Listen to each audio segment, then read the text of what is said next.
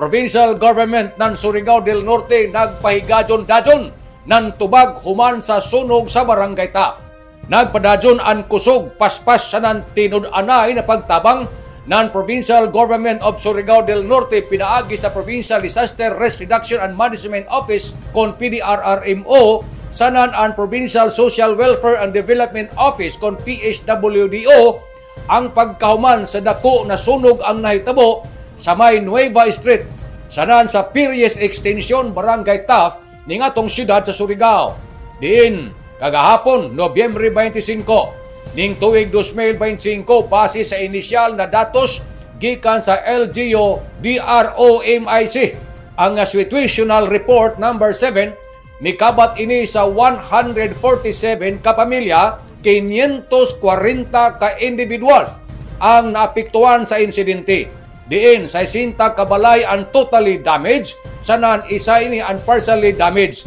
Diin tungod sa kalit na sunog kadaghanan na pugos sa pag-evacuate ngadto sa tuyo ka evacuation centers. Pagkadawat sa report dali ini nga nagpahigadyo ng koordinasyon ng PDRRMO para sa surveillance assessment sanan pagtabang sa pagdumaya sa evacuation sites sanan tagsiguro sa team na luwas sanan organisado ang rehistrasyon sanan profiling sa mga biktima.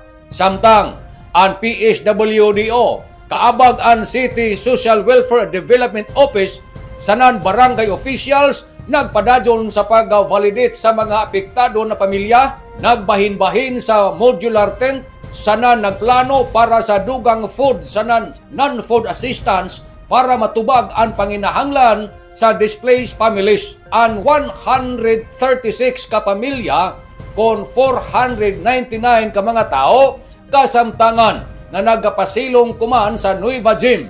80 ka pamilya, 244 ka individuals. Dito ini sa Taf National High School, 40 ka pamilya, 201 ka individual.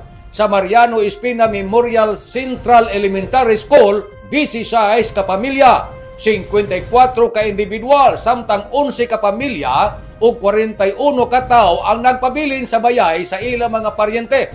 Nagpabilin usab ang PLGU Surigao del Norte sa full alert para masiguro na wayay pamilya na mapakyas ng tabang samtang naghuyat pa sa dugang datos gikan sa ground.